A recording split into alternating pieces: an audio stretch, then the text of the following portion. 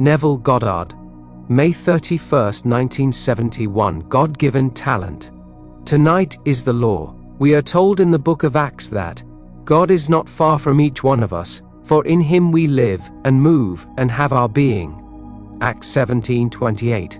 I would like to change that a little and say to you that God is never so far off as even to be near, for nearness implies separation, and God and man are one.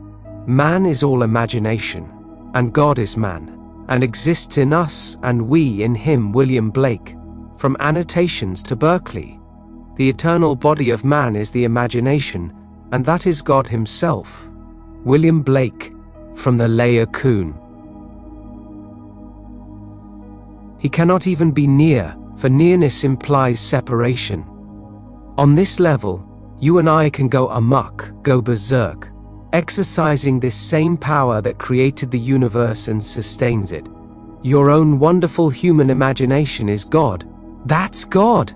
By him all things were made, and without him was not anything made that was made. John 1:3. Good, bad, or indifferent. Now tonight let me share with you some experiences to show you that it is all your own wonderful human imagination. You might have read last Saturday's Los Angeles Times.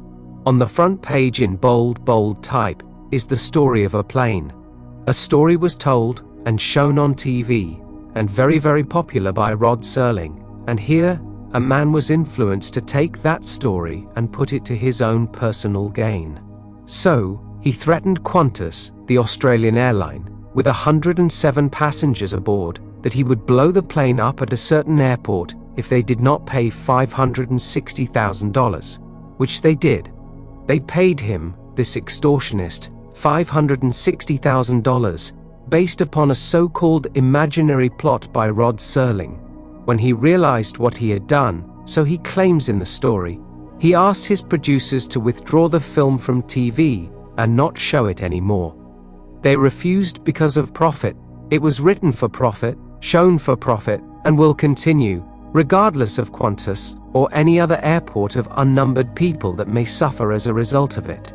I did not see in his regret that he is going to give his income from the residuals to Qantas to repay the $560,000.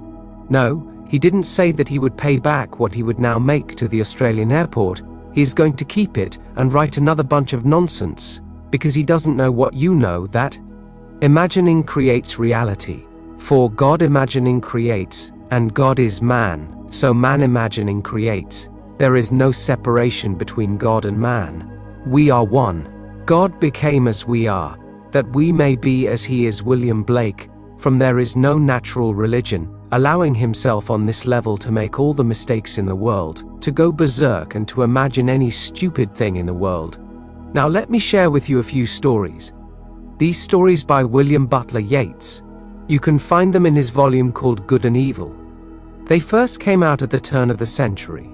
It is part of his collective works, but this individual volume has been reprinted I think 3 or 4 times, and this is the chapter which he named Magic. He said, I was spending a vacation in Paris and I got up early. I thought I would go out and get the morning paper before my host rose, and then I came through, and I saw the little maid laying the table for breakfast, and I told myself one of those long stupid stories that one tells only to oneself. If something could happen which had not happened, I would have hurt my arm, and so I imagined myself with my arm in a sling. As I passed by, I had so completely imagined myself with my arm in a sling that I cast my imaginal act upon that sensitive child, the little girl who was simply preparing the breakfast table. When I returned with my paper, my hostess met me at the door, and she was all in a dither inquiring about my arm, for she said that the little girl, the maid, had told her that Mr. Yeats came down with his arm in a sling. Then I remembered what I had done. I simply imagined that had I done what I had not done, I would have hurt my arm, and my arm would now be in a sling, so I cast my imaginal act so intensely upon that maid that she saw it as an actual fact. Now, he said, just about the same time I thought intensely of a fellow student and a message I wanted to give him, but I did not wish it committed to paper. I wanted to tell it to him, but he was not present. 2 days later, I got a letter from this fellow student who was several hundred miles away, and just about the time that I had intensely thought of him and the message, I appeared, seemingly in bodily form, as though in the flesh, in a large hotel where he was amidst a large crowd of people, and he told me that he would like me to return after the crowd was gone. And then I vanished and returned that night at midnight and told him the message, which he told me in his letter. Now, he said, I have no conscious knowledge of the projection.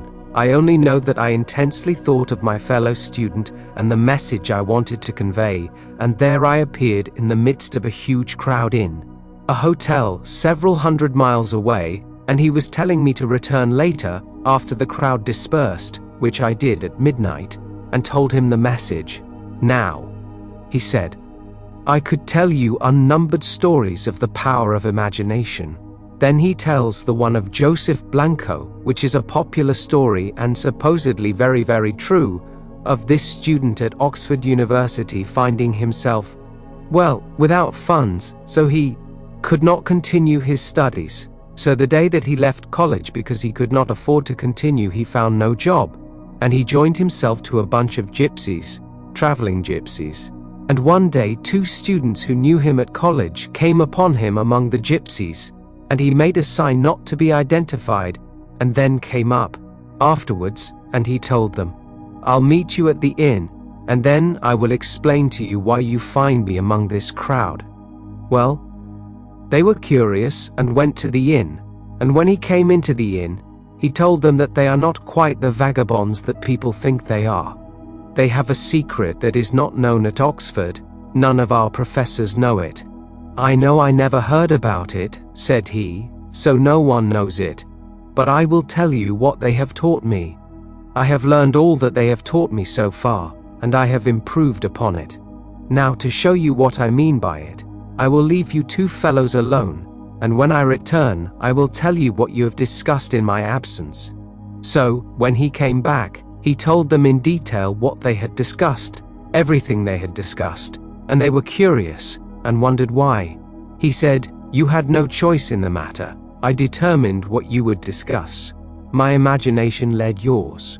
Their story is all about imagination, and they, by the complete control of their own imagination, influence your behavior. That's what I learned from them.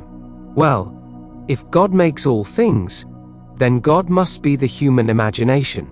If a man can so control his own imagination that he influences your behavior, and you think that you initiate what you do when it was the man in control of his own imagination that did it, then we understand what the poet meant.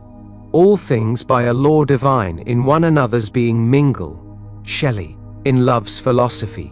I see you, you see me. Were we not intermingled, I couldn't perceive you. If I couldn't penetrate your brain and you couldn't penetrate mine, you wouldn't see me. So, all things, by a law divine, in one another's being mingle. Imagination is that non-objective reality from which all objects pour forth, just like sudden fancy. Everything in the world comes out of one's own wonderful human imagination, for that is God. And there is no other God. I know in my own case, sitting in New York City in my apartment with the urge to comfort my sister 2,000 miles away across the water, simply stretched out on my bed. I left the living room, went to my room, closed the door, and asked my wife not to disturb me. And in that interval, I assumed I was in Barbados and on the bed where her son was dying of cancer. There was no hope of recovery. He was riddled at the age of 17 with cancer, and to comfort her, I assumed I was her son, and actually felt myself to be there. I imagined that I saw my sister Daphne come through the door and look, and she saw her brother Neville rather than her son Bill, and she came over and she looked at me. I saw her, and then I awoke back in New York City. 8 days later, this was before we had such a thing as airmail. It came by slow freight. So 8 days later I got a letter from my sister Daphne. She said, Neville, I don't understand it. And she dated the letter the day that I did what I just told you. She said, I went to the room to see Billy. As I entered the room, It was you. I came over, and I looked at what should be Billy, and I am looking at you. I came over, and I looked at what should be Billy, and I am looking at you. I rubbed my eyes. I did everything to bring about the normal vision, but I couldn't see my son Bill. I'm only seeing my brother Neville, and I couldn't understand it. Now she began to feel through the superstitions of the world, because Billy was dying of cancer, that the next one to go would be her brother Neville. That's how she interpreted it. She didn't know what I was doing in New York City. But what I did not help. He died of cancer. But I succeeded in projecting myself 2,000 miles away onto a bed I knew so well. It was my father's room. It was my father and mother's bedroom. And I knew that that was where Billy was sleeping, so I assumed I was on that bed, actually in the place of Billy, so that when my sister saw me, she would be encouraged to have faith, to have hope. But she was so disturbed because no matter what she did, she rubbed her eyes, closed them, opened them, closed them, opened them, and she is still seeing Neville. She can't see her son. Now, when you hear these stories from those who are not lying to you, you may not understand it, and reason will deny it. Well, if you have an experience, even though reason denies it, you can't deny the experience. My sister cannot deny what she actually experienced, and I could not deny what I did, because when I came out that night into the living room, a friend called at the cocktail hour, and she said, "Neville, you always seem so light and gay, but tonight you seem so heavy of spirit." So I told her what I had just done. Well, 8 days later when the letter came, I gave it to that same woman who was home again at the cocktail hour, and showed her what my sister had written. So here, my wife and my friend were witnesses to what I had told them 8 days in advance that I had done. Then came the letter from my sister asking for some explanation of it. So, I tell you, I know from experience that imagining creates reality. On this level, we are only learning. We are all students. We are simply in kindergarten, and we go berserk, as Rod Serling did, for he made a fortune writing this story, and it is still being shown all over on TV, and he will still get his residuals, and he will take his residuals and pile it into some IBM stock or some other stock. He hasn't given it away. He'll write more nonsense, for it's all nonsense, but he doesn't realize what he is piling up for himself. Be not deceived. God is not mocked. Galatians 6:7, as a man sows, so shall he reap. See yonder fields, the sesamum was sesamum, and the corn was corn. The silence and the darkness knew. So is a man's fate born, the light of Asia. So, let no one think he is getting away with anything. Misuse your talent, and you will reap seeming rewards today in dollars and cents. Tomorrow you will reap it in another kind of payment tomorrow. And dollars and cents cannot buy it. Dollars and cents cannot free you from it either. You will go through the experience of having misused the talent that you received. The talent is the gift of God Himself. God actually became man, that man may become God. So, this is the law by which we live. Learn to use your imagination lovingly on behalf of everyone in this world, because you are going to reap the fruit of it. Whether you use it lovingly or unlovingly, you are going to reap the fruit of it. So I say to you tonight, God is not apart from man. He is never, not in eternity, so far off as even to be near, because nearness implies separation. That statement from the 17th chapter of Acts would imply separation. He is not even separated. He can't even be near you because He is your own.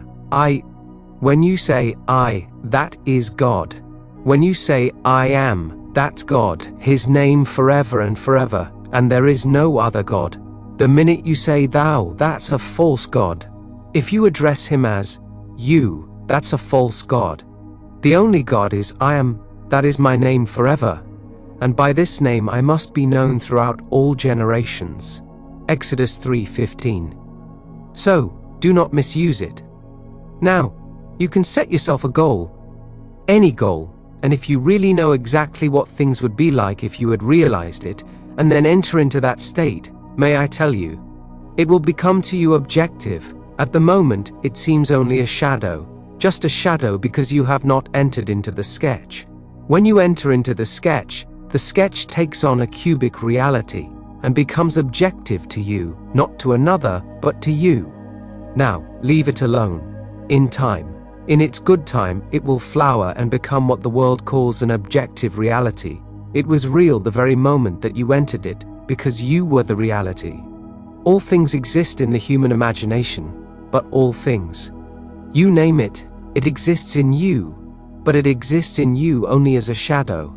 It's shadowy, but if you enter into the so-called shadow and clothe yourself with it, it ceases to be a sketch, and it becomes a cubic reality just like this room. At this moment, your home that you know so well is only a shadow, and this room that you do not know very well, it seems so real because you are in it. Now, everything in this world, so-called natural effects, every natural effect has an imaginal cause and not a natural. A natural cause only seems, it is a delusion of the fading memory. Blake, from Milton, our memory, yes, it's good. It's adequate for sameness, but it is not perfect. I'll show you. When you go home tonight, take an ordinary magazine, take the cover, a landscape or a postcard, and look at it, and know exactly what you are doing. You are looking at the postcard, try to memorize it, spend as much time as you want on it, spend an hour if you want, try to memorize that card, and you think you know it. Alright, you know it. Now, turn it over and try to reconstruct it from your memory of it, and be honest with yourself and see how far you are from what you were observing. Yet, when you turn it over, your memory picture of it is good enough for sameness. You know it's the same card because it is good enough, but it is not good enough for the after picture. So, our memory is all right, it is good enough for the cause of sameness. So, that is why man does not remember what he has imagined. He forgets what he has imagined when he sets it in motion. When it confronts him as his harvest, he denies he had anything to do with it. He can't remember what he did. Now, every imaginative man in this world is forever casting, I would say, glamours, and influencing the entire world of the passive, unimaginative. They are forever falling under the influence of those who are vivid in their imagination. They are reaping it, and you will understand the cry on the cross, Father, forgive them, for they know not what they do. For some vivid imagination has compelled them to act as they act. So, forgive them. The actors. Any condemnation goes to the author, not the actor. Man condemns the actor in the drama when really, if there is any condemnation, it is really the author, not the actor. And the author of the play is God. For God is your own wonderful human imagination. This one that extorted $560,000 from Qantas. He didn't conceive it, he saw it on TV, and it gave him an idea, and he thought, maybe I can get away with it. Well, who was the author of it? Rod Serling. He was the one who conceived it, and here was an actor who thought, here's an idea to get $500,000, and he got it because there were 107 souls aboard that plane, and they couldn't run the risk that it may not be true, that if at a certain altitude it would go off, then they had to pay that extortionist that $560,000 and save the lives of the 107 souls aboard that plane. So, he got the money, and he was the actor. If they catch him, undoubtedly they will send him up for life, but who is the actual culprit? Serling. He wrote it. So he is making all kinds of money out of that scene that he wrote, and he continues to make it. He wrote a series that went for 2 or 3 years at prime time. It is now still selling at other times, called Twilight Zone, all out of his marvelous imagination. It doesn't hurt anyone what he did to that one, but he has made a fortune using the talent. But in this, he misused his talent, and his regret does not alter the fact. But, in the end, no one gets away with any misuse of this talent. He pays for it in a way that money will never be able to compensate. That's the story. So, your own wonderful human imagination is God, and that God is creating all the phenomena of the world. As Disraeli said, Man is not the creature of circumstance. Circumstances are the creatures of men. We are creating them. We are not the victims of circumstances. We are creating circumstances. Man is not the creature of circumstances. Circumstances are the creatures of men. Benjamin Disraeli. Don't discount him. Here was a man, an able man, who said, Christianity is the fulfillment of Judaism. He never denied that he was a Jew. His very name tells you who he is. Benjamin Disraeli. D is of Israel. Benjamin of Israel is what his real name is. He never denied he was an Israelite, but he knew that the Christian faith, if properly understood, was but the flower, the fruit on the tree of Israel, the fulfillment of it, when God actually became man and flowered in man, and the whole vast wonderful imagination that is God awakened in a man, and he knew that he was God. And he tried to tell his world, and they denied it. That was not what they were looking for, when it was buried in every man, and in each man he was to awaken. And when he awakens, he is God. But before he awakens, oh, does he go amok? Does he make mistakes? These horrible mistakes in the world? But the day will come, he will completely awaken within man. And when he does, he will be governed by love and nothing but love. Until we are completely governed by love, what horrors we create in this world. So, the whole vast objective world is created by the imaginal acts of man. Everything now proven in the world was once only imagined. I don't care what it is. The simplest little thing, a chair, the dress you wear, the hat, the house. Everything was only imagined and then executed. It began all in the imagination of man.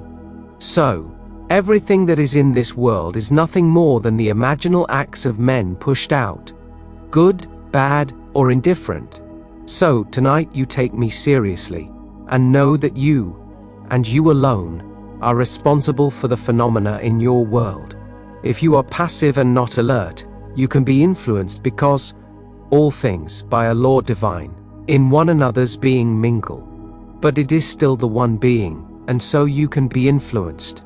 You and I trust that you cannot be influenced to take pictures shown on TV and extort $500,000. I trust your ethical code is beyond that, but not everyone is beyond it. You and I hope, are beyond such things, but there are unnumbered people who are not, and they will simply be influenced by the powerful imagination of a writer, a very successful writer, who, if tonight he was invited by some university to speak on the art of writing, could demand maybe $2,000 or $3,000 for his appearance. And he knows nothing concerning the story of the Bible, but nothing. Had he known it, he would not have done it. So, you know it, and he doesn't. So he makes his $3,000 if he wants to take it. He doesn't have to take it. He has so much money he doesn't need it. But you have what he doesn't have. You have awakened to the point of knowing how to use your imagination lovingly on behalf of others. So, this is the law of Scripture. When we speak of the law and the promise, this is the law, that your imaginal acts are creating facts in the world. Imagining creates reality. So, watch carefully what you are imagining. When you return home tonight, and you are about to go to sleep, see that your mind is filled with lovely things, imaginal things, and drop off into that state. Do not let the sun go down upon your anger. Ephesians 4:26. Actually resolve it within yourself, and sleep as though things were as you would like them to be, or make them lovely. Make them altogether marvelous in your world. I tell it for your own good, because in the not distant future, not only the little crowd here, but the whole vast world will have departed. Those who are now claiming themselves to be another generation and demanding special service, they will in the not distant future be old people who will vanish from this world. It's time that we all wake up and catch on to what really is causing the phenomena of the world. And the phenomena of the world are caused by the imaginal acts of men. So, you take it seriously, and do not let one day come to its end without revising and changing the imaginal acts of the day. Make it conform to your dream, to your ideal, and live in it just as though it were true. I am telling you from my own experience, the day will come that you will sit and you will think of something that isn't present. The world calls that imagination. If you see something that is present, they call that sense perceived. That's real. If you think of something that is not present, they call that imagination. But you will know how to enter that which is not present to your senses, and your entrance into it will give it cubic reality, and it will be just as real as the room in which you are seated. It will become objective to you. The whole vast world is just like that, but that will be transcended by the being that is going to be awakened within you. For that being who awakes within you is God Himself. This is God keyed low to the human mind, and when He awakes, it is God at intensity, and there is nothing that is absent, for He is omnipresent. So, He views everything from where He is. He doesn't think of, because He is omnipresent, and being omnipresent, He sees every being as they are, and they are not what they appear to be outwardly to the world of sense. They are what they are in heart. He sees exactly what they are thinking, what they are feeling, what they are plotting, what they are planning. He sees all the intentions of the heart. So, when someone tells you, well, why did it happen to him, and not to that one, when he is so prominent in the world? Look what he did.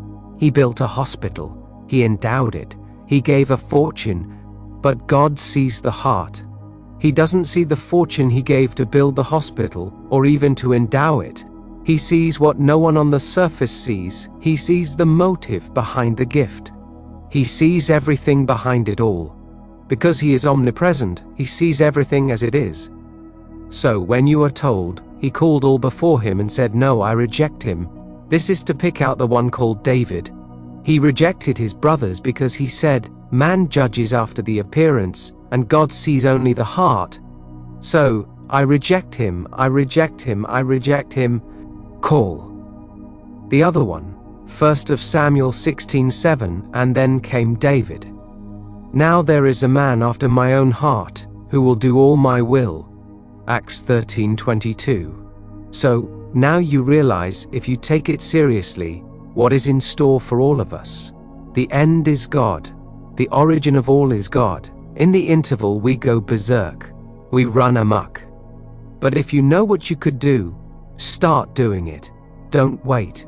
You can be the man, you can be the woman that you would like to be, but wanting it is not going to do it. You must be it.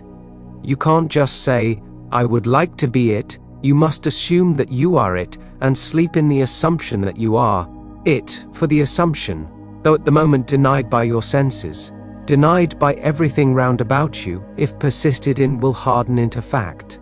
So, you dare to assume that you are the man, the woman, that you want to be, and day after day live in that assumption as though it were true, and that assumption will become a reality in the world. Even if you go hungry, it doesn't matter. No matter what happens, go hungry, but persist in the assumption, and that assumption will objectify itself and become a reality in your world. Do not fall by the wayside for any little thing on the side. I can't tell you how thrilled I am when I get your letters where, in your dreams, you are teaching the law of imagination. Someone in your dream has an argument, say, with a priest or a rabbi or a minister, and you are instructing them and telling them. Now, a dream, you know, is egocentric. It's yourself pushed out, but yet here you are. You actually are taking the symbols of authority and simply bringing them down to a certain level. It is no longer your authority. You are instructing now and telling them, which is yourself made visible, what you have discovered concerning the cause of the phenomena of life. And when you have these dreams and you share them with me, tell them as you do. I can't tell you my thrill. So, everyone will one day awaken. And when he awakens in the only place where God ever awakens. He awakens in the skull of man, in Golgotha, the human skull. And when he awakens, he comes out of that skull, and it is God that is born from above, and then he goes through the normal series of time, and he arrives at that point where he becomes, well, of age. He reaches the age of spiritual puberty, and then the earthly father disappears. For when he reaches the age of 12, Joseph disappears from the scene, and he is now a creator. He can actually create his own image. He creates because he has reached the age of spiritual puberty, so the earthly father ceases to be a part of the play when the lad in the temple reaches the age of 12. But he has foreshadowings of it before and after. It is approximately 12, it didn't say 12. When he was about 12 years of age, they sought him and they wondered, "Why did you do this to us?" And he said, "Do you not know I should be about my father's business?" And he is talking to his father and his mother. They did not understand him. Luke 2:49, 50. And then, Joseph disappears from the play. He is no longer brought back into the play, for he has become the father. So, the son becomes the father. He now creates as God the Father. But tonight I want it to be only on this level. The level of, well, the law, where man, if he is in control of his own imagination, is in control of the phenomena of his life. He is not the victim of circumstances. Circumstances are the creatures of himself. He creates them, if he knows what he is doing. If he doesn't know what he is doing and he is passive in this world, he can be influenced by the imagination of one who is in control of his imagination. For he doesn't know what he is doing, like Sir Ling didn't know. Had he known, he wouldn't have done it. And to this day he doesn't know. He only regrets what he did, but he doesn't know that his imagining is creating reality. He sees the evidence before him and still doesn't know it. I tell you, imagining creates reality. So, be careful what you imagine, because you are setting in motion, and because all things by a law divine in one another's being mingle. You are influencing everyone, even though they do not see your picture or read your book. As Yeats again said, having seen the operation of this law, we should never be certain it was not some woman treading the winepress who started that subtle change in men's minds, or that the passion, because of which so many countries were given to the sword, did not begin in the mind of some shepherd boy, lighting up his eyes for a moment before it ran upon its way. Who knows who this night feels neglected, feels hurt, feels wrongfully accused, and who is sitting alone and treading in the winepress, who tomorrow will influence some catastrophe. Some shepherd boy dreaming of some heroic future and thinking only in terms of war that could bring him the crown of a hero. He, while tending his sheep, is simply dreaming of being a hero and using his talent, which is God, using his imagination in some destructive manner, even though he tends the sheep. So, I say to everyone, know what you are doing every moment of time, because your imagining is creating reality. Remember to like and subscribe, and let the sound of the bell guide you back. Now let us go into the silence,